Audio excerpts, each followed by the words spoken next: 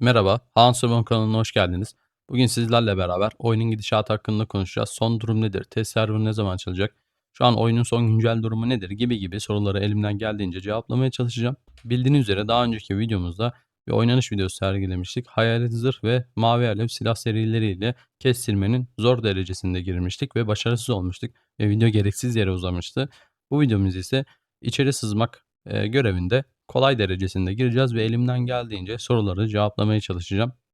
Gördüğünüz üzere bu serimizde ise yani bu videomuzda Kızıl Kertenkele serisinde oynayacağız ve Saha Uzmanı Zırh serimizde birlikte bir oynanış videosu sergileyeceğiz. Mitralyoz ve silah kalkan ile. Şimdi arkadaşlar bir oynanış videosundan önce sizlerle beraber bir town'u gezmek istiyorum. Son durum nedir? Siz de görmenizi istiyorum. Başlamadan önce bir tarihimizi atalım. Gördüğünüz üzere tarihimizi attık. Şimdi gelin hep beraber bir town'u gezmeye başlayalım.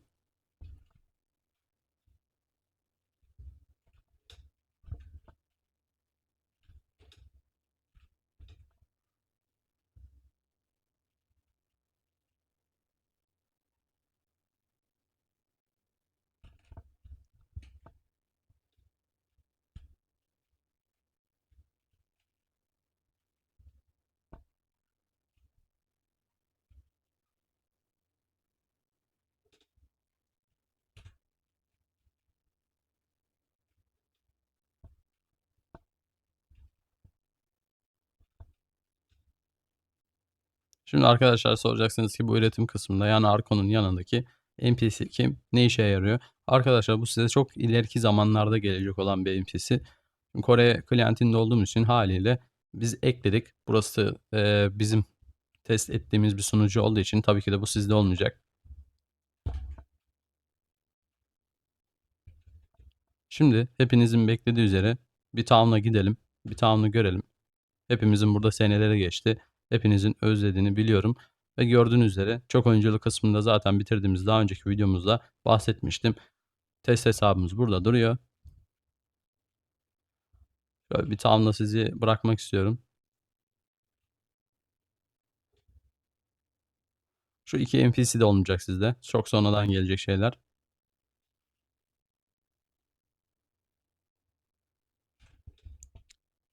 Şimdi arkadaşlar bazıları soracak acaba çalışıyor mu çalışmıyor mu diye NPC'ler. Arkadaşlar çalışıyor gördüğünüz üzere. Bir şeyleri koyabilirsiniz bu şekilde.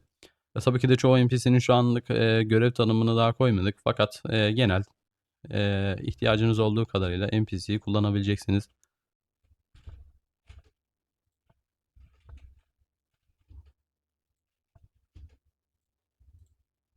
Gördüğünüz üzere biz bu skill'leri öğrendiğimiz için hepsini almışız. Yani açmamıza gerek yok. Yani genel olarak şu anda bu şekilde gördüğünüz üzere. Bir de üstteki NPC'lere gidelim.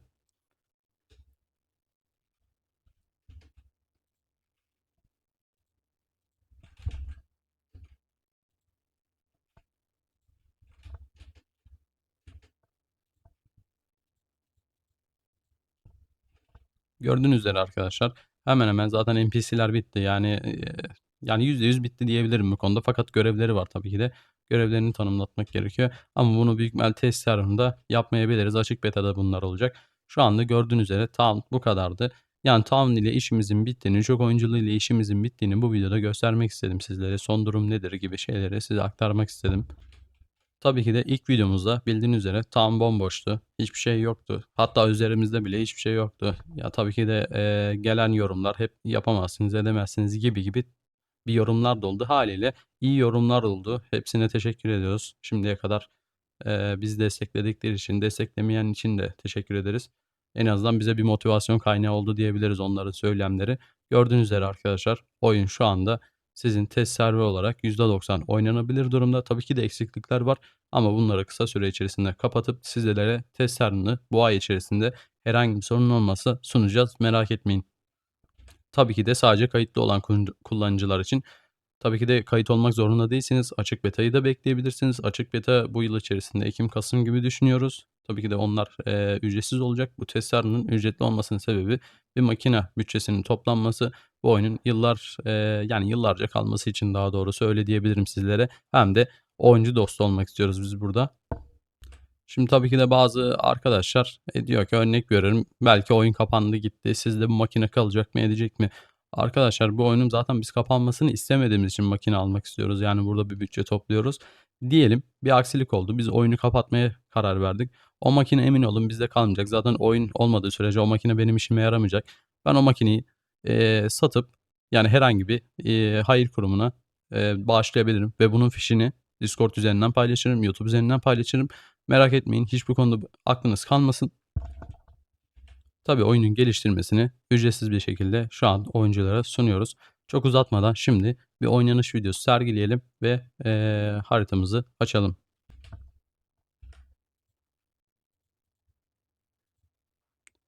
Oda biletimiz yokmuş, hemen halledelim. İçeri sızmak bölümünü şimdi kuralım. Tabii ki de kolay derecesinde kurmak istiyorum. Çünkü büyük ihtimal geçemeyebiliriz zaten. Dediğim gibi zorlu derecesinde ve videonun o kadar uzun sürmesini istemiyorum. Başlatalım.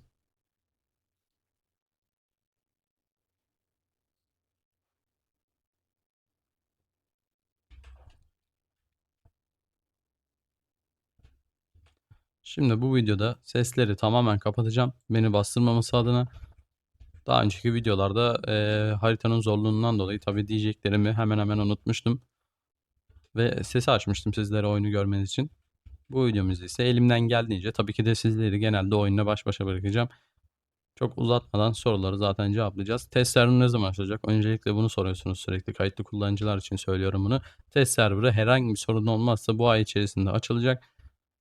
Şimdi belirli bir net bir tarih veremiyoruz. Çünkü örnek veriyorum yani karşımıza bir anda hata çıkabiliyor. Yani bir şey düzeltirken hiçbir şey dokunmadığımız bir şey bozulabiliyor, edilebiliyor. Yani bize oyun aslında bir garanti vermediği için hani biz de size bir garanti veremiyoruz ama yani şunu söyleyebilirim ki net olarak bu Haziran'da açılacak yani bir sorun olmadığı sürece bunu söyleyebilirim.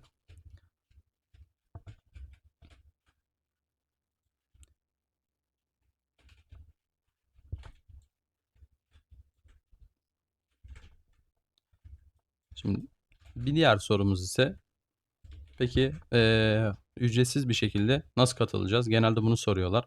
Arkadaşlar ücretsiz bir şekilde katılmak istiyorsanız açık beta'yı beklemelisiniz. Açık beta'nın zaten herkese açık bir şekilde sunacağız.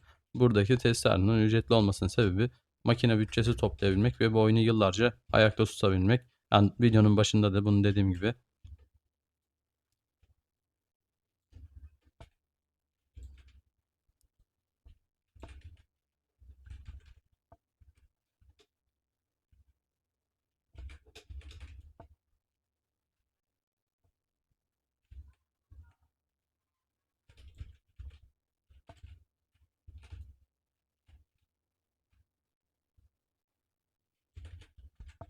Şimdi genel olarak baktığımız zaman zaten soruların hepsi genel olarak aynı.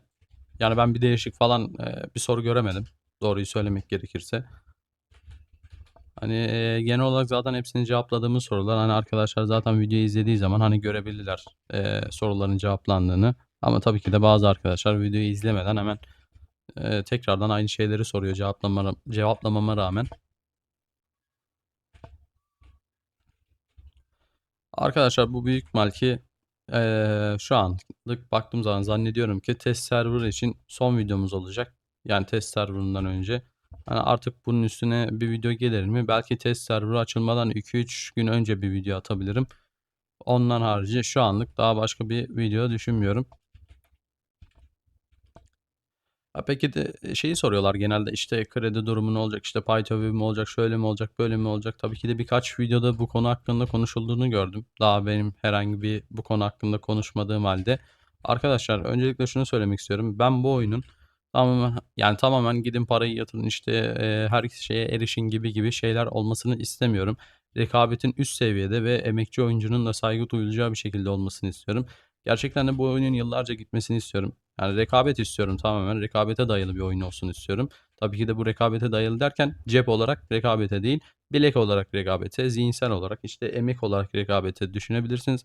Ya, tabii ki de örnek veriyorum, ufak şeyler, ya, o mağaza içerisinde satılabilir ama örnek veriyorum, her şeyi bir paket içerisindeki her şeyi koymazsınız oraya. İşte, farm haritaları falan vs. ekleyeceğiz zaten, orası ayrı bir durum gibi zaten şeyleri biz ayarlarız. Yeter ki, hani, oyunu bir rayına koyalım ilk önce. Hani, çünkü çoğu arkadaşlar, işte, demiş ki, işte, kredi sistemi nasıl olacak, şöyle mi olacak, böyle mi olacak, pay to win mi olacak? Yani, daha oyun açılmadan böyle şeyleri konuşmak bana göre saçma geliyor. Çünkü daha oyunun rayına oturtmadan.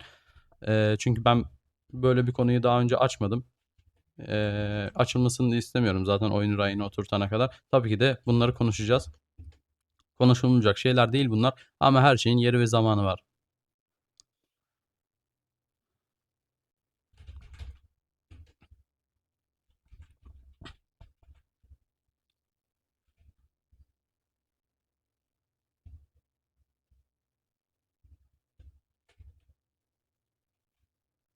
Şimdi bazı arkadaşlar, tabii ki de yaşımın olmuş, yani yaşımın elverişiyle, hani, şey konuşmuş, hani, daha, ya, kusura bakmayın ama velet, işte, türemeler gibi bir yorumlar gördüm daha önce. Arkadaşlar şimdi şöyle bir şey var. Bizden önce bu oyunu açmaya çalışan kişi sayısı neredeyse sıfır. Hatta sıfır. Şimdi şöyle, biz burada geliyoruz, video sağlıyoruz. Yani yeri geldiğinde Discord üzerinden yayın açıyoruz. Hatta zaten testlerinde oyuncuların da oynadığını göreceksiniz. Biz yayın da açacağız. Hani ondan harici bizim gibi böyle örnek veriyorum işte görselleriyle, videolarıyla tamam mı? Herhangi bir şekilde bu oyunu ben açıyorum diye size kanıt sunmadı. Daha önce siz gidip de işte size görsel sunmayan, size bir video sunmayan, size bir ekran açmayan adama inandıysanız ben oyunu açıyorum diye kusura bakmayın ama burada siz sorumlusunuz. Kimseyi yaptığınız hataları atmak yani zorunda değilsiniz. Yani böyle hissediyorlar çünkü yaptıkları hataları gidip başkasına atmalıyım. İşte ben hatalı değilim düşüncesiyle yorum yapıyorlar. Arkadaşlar bu arada hani bu hayatta sizi her zaman bir iş yaptığınız zaman eleştirecekler olacaktır. Hani yapamazsın, edemezsin. İşte sen kimsin ki bu yoldan vazgeç gibi şeylerdir. Yani şunu söylemek istiyorum tabii ki de bu biraz, video ile alakasız ama tabii bir insan olarak, sizlere paylaşmak istiyorum. Bir iş yaptığınız zaman gerçekten de, hani, insanları dinlemeyin genel olarak. Hani, kim olursa olsun dinlemeyin bunu. Hani, siz yapabildiğinizi yapın. Olur veya olmaz. Sizin için tecrübe olur. O olur, bu olur fark etmez. Siz yapın. Siz sadece başarılarınız ile insanlara cevap verin. Tabii ki de sizi eleştirenler olacak, aşağı çekmeye çalışacaklar, işte dalga geçecekler gibi tabii ki de söylemler olacak. Tabii ki de insanlar genel olarak bunu yapıyor. Hani destek çıkmıyor. Başarılı olduktan sonra insanlar size destek çıkmaya başlıyor ve hani nasıl desem yani başarılı olduktan sonra yani, yolda geçen herhangi biri bile sizlere selam verir ama ondan önce tabii ki de başarılı olmadan önce, hani, dediğim gibi ilk videomuzda bile, hani, bize bayağı bir, yani, birazcık bir kötü yorumlar gelmişti. İşte, dolandırıcısınız, şöyle yapamazsınız, böyle yapamazsınız falan vs. Hatta, ileriki videolarda bile bir iki tane görmüştüm. İşte, örnek veriyorum, sanki adam benim bilgimi satın almış gibi, işte, şunu nasıl yapacaksın, bunu nasıl yapacaksın gibi, işte, şu kadar paralı, bu kadar paralı. Mesela anti-cheat sisteminden bahsetmiş. Yok $50.000 demiş. Şimdi öncelikle şunu söylemek istiyorum. Yani, kimse benim bilgimi burada satın almıyor.